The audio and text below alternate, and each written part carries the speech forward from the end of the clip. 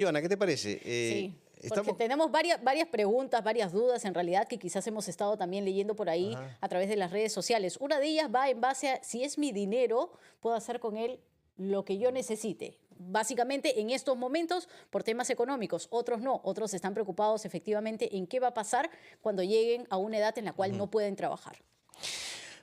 Para ello, hemos invitado a Jorge Carrillo Acosta, experto en finanzas de Pacifico Business School, a quien agradecemos, por supuesto, por aceptar esta entrevista.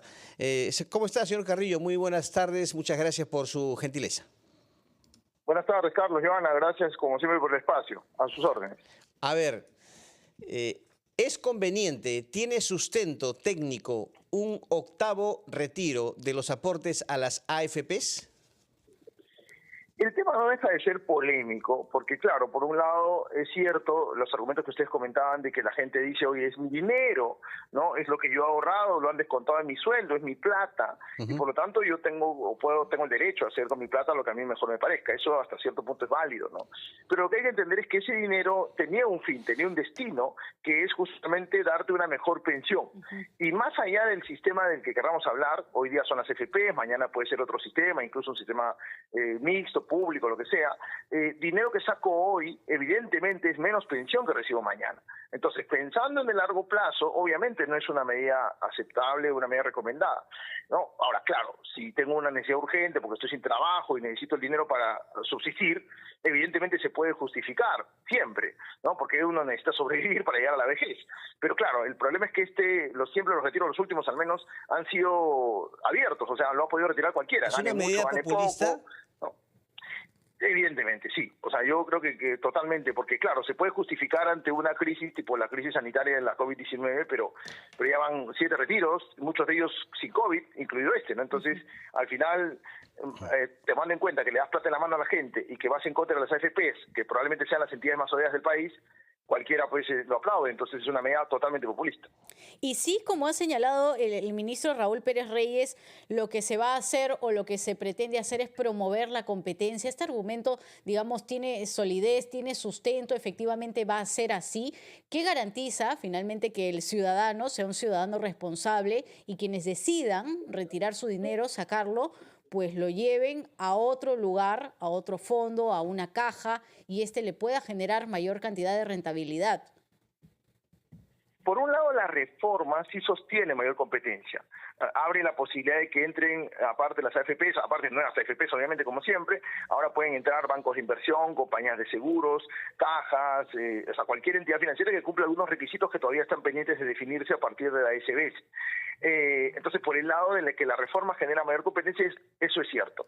El tema, Iván, es que cuando, claro, la gente saca el dinero y no lo limitas a que lo haga para una inversión de largo plazo, también puede generar pues un gasto innecesario o que uno lo utilice en temas más del día a día, pagar la tarjeta de crédito, qué sé yo, cosas que no vayan alineadas al futuro y a la pensión que uno quiere generar, que es un poco la idea de la reforma. Entonces, sí es cierto que darle la plata en la mano a la gente es tentarla que lo gaste no necesariamente de la mejor manera, ¿no? Claro. Ahora, ¿usted considera que no solamente esta reforma previsional que se aprobó en el 2024, el reglamento en sí, está favoreciendo básicamente a las AFPs? ¿Va en contra de los intereses de los ciudadanos, de los aportantes? No, yo creo que por un lado sí es cierto que puede generar más ingresos a las AFP porque habrían más afiliados y más aportes, ¿no? El hecho de que empiecen a aportar los independientes, por ejemplo, no, los de cuarta categoría, va a generar más ingresos, o sea, más fondos de pensiones y por lo tanto más comisión para las AFP, eso es cierto. También el hecho de la pensión por consumo, que el 1% de lo que yo consuma vaya a la fondo de pensiones, también genera más ingresos. Pero por otro lado, al generar mayor competencia, también no es algo que les encante a las AFP, porque van a haber más competidores y podrían bajar las comisiones y podrían, entre comillas, ir más bien en contra de una mayor ganancia de las administradoras de fondos de pensiones. Entonces, digamos, tiene por un lado cosas que la van a beneficiar, pero por otro lado también cosas que la podrían perjudicar en cuanto a sus ingresos. Ujú. Claro, nos referimos mucho, Jorge, al tema ciudadano, porque es el punto número uno aquí, pero también es cierto que algunas voces desde el Congreso de la República, como por ejemplo Rosángela Barbarán, decían, no, sí, estamos a favor, ¿por qué? Porque esta es una forma de castigar a las AFPs. O sea, ¿qué tipo de criterios también se están mezclando ya en este debate? Sí, claro. O sea, claro, no es un tema de venganza, ¿no? Es un tema de darle lo mejor al afiliado, ¿no? Ahora, en las sumas y restas de la reforma, yo creo que lo que se está proponiendo, lo que ya está vigente, porque la reforma está vigente desde el 6 de septiembre, es mejor de lo que tenemos hoy día, apuntando a tener una mejor pensión. Repito, más allá de que hoy día sean las AFPs, porque claro, cuando uno dice vamos contra las AFPs, evidentemente todos aplauden, pero mañana pueden ser otras entidades. De cara a tener una mejor pensión, independientemente de que sea perfectible, creo que la reforma tiene más pros que contras en términos generales para que la gente pueda tener una vejez un poco más digna de la que tiene hoy día. Ahora, hay algunos aspectos del reglamento que han sido muy criticados. Por ejemplo, el reglamento dispone que quienes retiren, si es que se aprueba, ¿no?, 4 UITs de sus aportes a las AFPs se quedarían sin la pensión mínima de 600 soles. ¿Usted considera que este argumento o algunos aspectos del reglamento tienen que ser derogados? También limitaba el retiro del 95,5% de los fondos, ¿no?, a los mayores de 40 años, ¿cierto? ¿Usted considera, repito, que hay aspectos como estos que tienen que ser eliminados, derogados? Lo primero que hay que precisar es que lo que tú mencionas, Carlos, no lo dice solamente el reglamento, lo dice la ley. O sea, ese tema tiene casi un año. Ajá. O sea, no es que sacaron un conejo del sombrero el mes cuando puso el reglamento. O sea, es un tema que tiene un año y recién se está debatiendo porque recién entra en vigencia esta ley con su reglamento acompañado. Ahora, sí creo que hay cosas que tienen que cambiar, ¿no? Yo sí sostengo que el 95.5 no es la mejor opción porque le das la idea de un sistema de pensiones es para generar pensiones, no para darte la plata en la mano y que tú con eso decidas de repente hacer otro tipo de gasto que no sea alineado a tu pensión. Ahora, sí es cierto que obviamente con lo que tenemos hoy día no hay una buena oferta para que uno tenga una pensión digna, hay que mejorar, hay que promover mayor competencia, ¿no? Entonces, por ese lado sí es cierto que lo que se tiene hoy día no es lo ideal. Sin embargo, hay cosas que sí podrían ajustarse, ¿no? Por ejemplo, el tema de los retiros de los independientes. Los independientes, los de cuarta categoría, ¿no? Si yo tengo ya 50 años y voy a aportar el 2% o hasta el 5%, probablemente aporte muy poco y eso no me va a garantizar pensión de nada, ¿no? Entonces debería limitarse este tema de los aportes independientes a los más jóvenes que pueden asegurar una mejor pensión más adelante, ¿no? De repente el tema del 95.5, más bien quizá poder limitarlo a una cartera de posibilidades. La gente que saque su plata, pero que esa plata inmediatamente pase a pensar en el largo plazo hasta puede ser un depósito a plazo o invertir en alguna herramienta financiera, qué sé yo, pero no una libre disponibilidad que no garantice una mejor pensión. O sea, hay ajustes que creo que todavía están pendientes de trabajar que se pueden hacer. Jorge, mencionabas hace unos minutos, claro, que estos tiene más pro que contra. Eso acabas de decir. Quizá no ha sido explicado al detalle para que el ciudadano lo evalúe con calma. Quizás se está mezclando también lo que se puede escuchar desde el Congreso de la República, porque las AFP no son las favoritas, es verdad, pero lo cierto es que se debe pensar en cuál va a ser el sustento económico de los peruanos o de las próximas generaciones, y eso es cierto, para gastos mínimas, para algún tipo de enfermedad, etcétera. Totalmente de acuerdo. O sea, yo creo que el tema ha faltado un poquito más de claridad en lo que se propone, ¿no? Y evidentemente también algún incentivo de corto plazo, ¿no? O sea, hoy día la gente que, por ejemplo, está con recibo ponderable le dice, vas a empezar a aportar y dice, ¿para qué? Si a mí déjame con mi plata libre para que yo decida lo que tengo que hacer, ¿no? Esto está beneficiando a las AFPs y vuelve la misma retórica de que de alguna manera ya se ha comentado durante muchos meses. Entonces, creo que hay falta un poquito más de claridad y también de algún incentivo para que la gente entienda cuál es la consecuencia de empezar a aportar para su jubilación, independientemente que esté uno en planilla o emita recibos honorarios.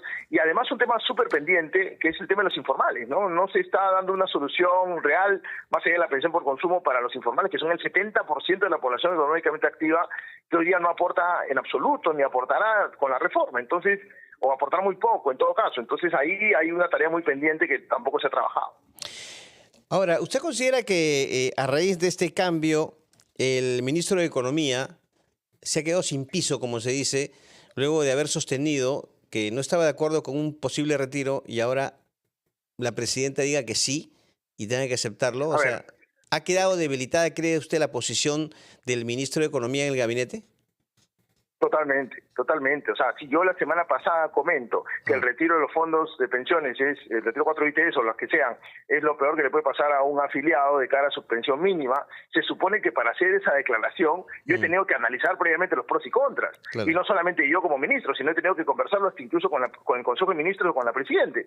Entonces, no puede ser porque en 3-4 días ha habido una nueva conversación que ha generado un cambio de opinión totalmente contrario. Entonces, yo creo que no creo que haya sido tan irresponsable el ministro de Economía de hacer una declaración la semana pasada sin haberla analizado bien, ¿no? Y que ahora ese análisis haya cambiado en tan poco tiempo. Yo creo que el tema lo dejó sin piso y bueno, ya depende del ministro la acción que ha tomado, que al final ha sido alinearse un poco a lo que seguramente la Presidente ha promovido, ¿no? Al ver también el cargamontón mediático y de los congresistas que ha habido pues de cara a la reforma y al retiro, ¿no? Voy nuevamente a una especie de balanza, Jorge, porque mientras escuchamos a economistas, escuchamos a ex ministros de Economía, viceministros también, ex viceministros, ellos dicen, claro, hay que explicar al detalle cuáles son las consecuencias o el mayor riesgo de este octavo retiro o la posibilidad de este octavo retiro. Y luego escuchamos desde el Congreso de la República, vuelvo yo al Parlamento, por ejemplo, el congresista Jorge Montoya, ¿no? Que decía, bueno, pero somos el país en entregar las peores pensiones en la región. ¿Esto realmente es así? Sí, en parte sí. A ver, por un lado, el peor perjuicio de este retiro, por eso se dice que es el peor de todos los retiros si es que si es que ocurre, que probablemente sí se concrete, es que pierdes la posibilidad de la pensión mínima, ¿no? O sea, una de las condiciones que te dice el Estado para que accedes a alguna pensión de aunque sea 600 soles al mes de por vida, es que no vuelvas a hacer retiros a partir de la vigencia de la ley. O sea, que a partir de la fecha no lo hagas. Entonces, no solamente pierdes el tema de una pensión futura, sino incluso de la posibilidad de tener pensión mínima. Y el tema de las pensiones es cierto, son muy bajas en el Perú, pero eso tiene que ver, la principal razón es la informalidad justamente, porque claro, si uno aportara durante 40 años, desde los 25 que empieza a chambear hasta los 65, aportar a un sistema de pensiones que hoy día son las AFP, repito, mañana puede ser cualquiera, tendría una pensión bastante decorosa. El problema es que con la informalidad que tenemos, de los 40 años que trabajo, aporto 6, 7, 8 años y el resto no aporto nada. Entonces, al final, no puedo pretender una buena pensión si he hecho tan pocos aportes al sistema. Más allá, repito, de que hoy día los administran las AFP o cualquier otra entidad, ¿no? Entonces, con tan pocos aportes es imposible tener una buena pensión. Es una buena medida esta posibilidad de aporte por consumo, ¿cierto? O sea, los afiliados al sistema hacen aportes, compras, por ejemplo, en tiendas formales, ¿no? Con las boletas de venta electrónica, notas de crédito, de débito, y con ello un 1% pasa al fondo, ¿no?, de la AFP. O sea, ¿tiene sustento esto? O sea, ¿es viable? Porque no sé cuánta cantidad de compras tendría que hacer una persona para tener pues una posibilidad de un, digamos, aporte, a ver, sostenible en el tiempo. Claro, no, la idea, a ver, la pensión por consumo es lo único que, entre comillas, beneficia hoy día al informal, porque cualquiera que consume en una farmacia, en un restaurante, una pollería, en un cine, va a poder acumular el 1% de ese consumo hacia su pensión. Pero la verdad, Carlos, es que al final, cuando hacen las sumas y restas, esto te generará, pues en el mejor de los casos, una pensión de 100 soles. Claro. Al mes, ¿no? Entonces, lo que va a hacer, lo que busca esta medida es mejorar la pensión, pero no que tu pensión dependa solamente del consumo que hagas y al cual se va el 1% a tu fondo, no tendría sentido. Pero puede mejorar además, sustantivamente la pensión, ¿a eso voy? No, o sea, podría mejorarla en unos 100 soles, de repente con mucha suerte y con mucha buena rentabilidad, unos 200 soles mensuales más de pensión, ¿no? Entonces, tampoco depende es de la cantidad de solución. compras formales que hagan al mes. Y depende de la rentabilidad que saquen los fondos en los próximos años, ¿no? Pero, digamos, podríamos decir entre 100 y 200 soles más de pensión al mes, ¿no? Que la idea es que eso te sume a las pensiones, no que las reemplace, ¿no? Que más aparte tus aportes de tus ingresos, ¿no? Que sea algo complementario, no algo estructural. Bueno, Jorge, nosotros seguimos pendientes, todos en realidad, ¿no?, del Congreso de la República, de lo que vaya a suceder.